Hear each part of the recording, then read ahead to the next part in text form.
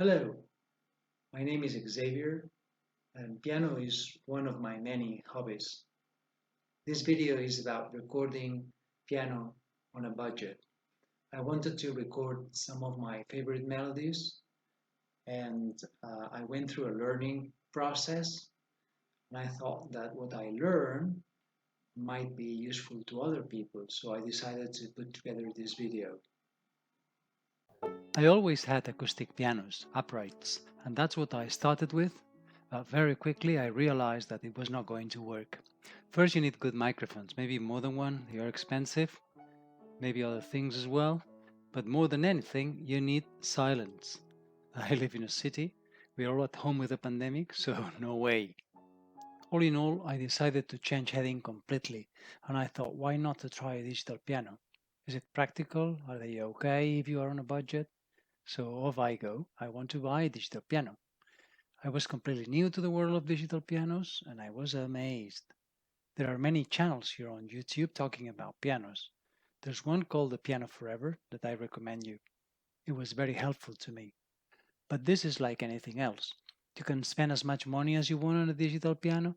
I was especially concerned about the feeling of the keys, what's called the action. I watched a few videos, went to local shops, talked to the guys, play and listen, and I would definitely stay away from the cheaper models. But I was impressed by the ones in the 600 euro price range. There are many options there. Finally, I bought the Yamaha P125B. Why? First, the action. I felt comfortable with the action. I found this one less soft than others, maybe. This is very personal. Not two acoustics feel the same anyway.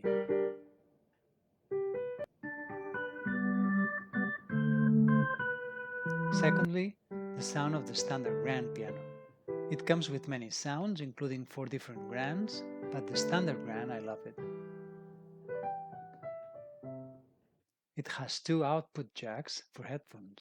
It also has 2 stereo jacks for the audio capture device. A USB interface. I was not looking for this really, but it's what I use now to transfer the audio to the PC. You'll see later. And a recording feature. Same thing. When I bought the piano, I didn't know I was going to use it all the time. We've got the piano.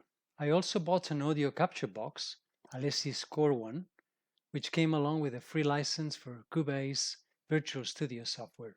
It's a basic version of it, but more than enough for me. My laptop is nothing extraordinary. i5, 8 gigabytes of RAM, running on Windows 10, pretty normal. I hooked everything up and tried a few times, but I was not very impressed. But then, reading the piano's manual, I realized you can also connect the piano directly to your PC using the Yamaha Steinberg USB driver. Then the audio goes to your PC with the best possible quality. Then I also realized that if you use your laptop for other stuff, like in my case, or simply you don't have enough space to have the whole thing set up permanently, the recording feature on the piano becomes really handy. You play, do your rehearsals, and when you are ready, just hit the recording button.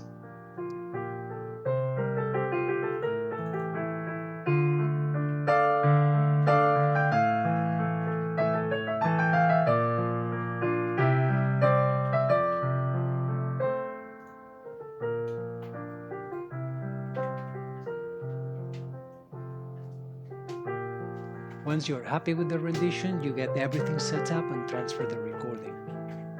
Let's see how to do it. No problems at all to install the Cubase software. However, it took me a while to figure out that after you install the Yamaha driver, you need to run what they call the driver control panel and assign a device name here. It's a first time thing only. Now you need to create a new project. Sorry about my Spanish interface, but it's quite straightforward anyway.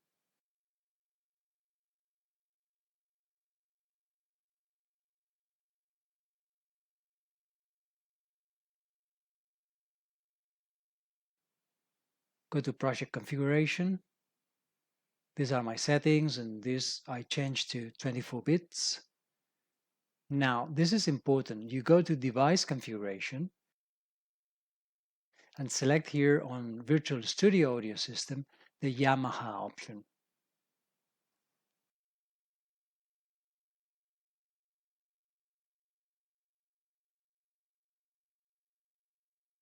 Go to device VST connections and check your input-output assignments and eventually change names if you want to. Now create a new audio track and make sure the recording option is on.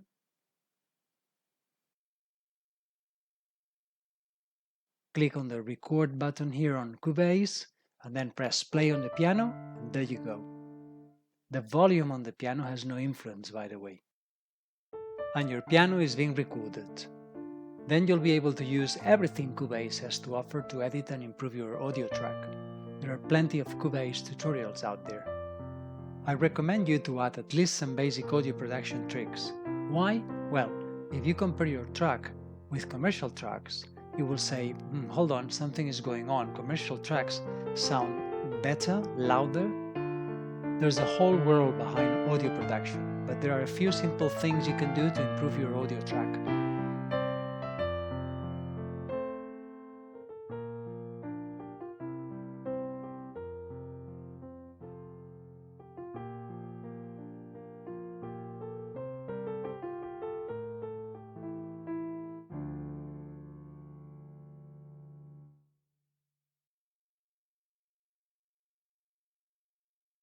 At this point, you don't need the piano anymore, so you can go back to your PC driver, disconnect everything, and get yourself comfortable. So what to do to improve your audio track? Well, you may want to consider reverberation or reverb, compression, and volume, in that order. First, reverb. If you listen to your track in a big ample room with large loudspeakers and high volume, it will probably sound okay. But if you listen to it on your phone or on your computer audio system, then it will be what audio engineers call dry. You need to add just a touch of reverb so that it sounds better across a variety of audio platforms. To do this, on Cubase, you go to your mixer, pressing F3, click on this E here and go to Insertions. Click here to open the fold-down menu and select the option Reverb Roomworks. You can play with the controls. Let's play the track. Okay, my choice is 1 here on the time and just 8% here on the mix. The mix is the amount of effect you want, also called the wet and dry control. Compression is somehow a bit more difficult to explain. Your audio track will have sounds all across the scale from quiet to loud. This is called dynamic range. If you raise the volume controls to make the quiet parts sound louder, then the louder parts will produce audio clipping, and you don't want that. So before you try and raise the volume, you need to reduce your dynamic range a bit. And for doing that, you use a compressor. Again, you go to Insertions here, select Dynamic, Virtual Studio Dynamics, and open this quite intimidating menu, but I only use the central part, the compression part. You see here this line like this would mean no compression, and I add just a little bit, but this gentle touch will probably allow us to raise the faders a couple of dBs more. And now finally the volume. You can use the master fader for that. Play the track and listen carefully and adjust the fader, making sure there are no clippings or distortion. Clippings are shown here on the red squares, but anyway, listen to the whole piece carefully a few times just to make sure it's okay. Once you're happy, you select the part of the audio track you want, like this, and then save and export to MP3 format.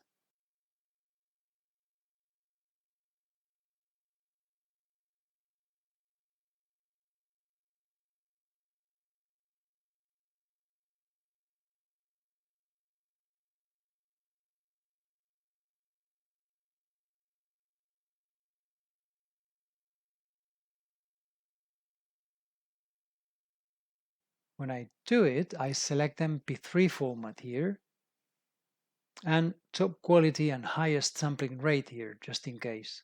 Not sure if it makes a lot of difference.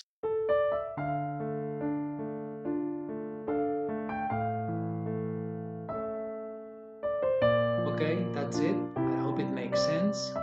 Stay safe. Goodbye. Goodbye.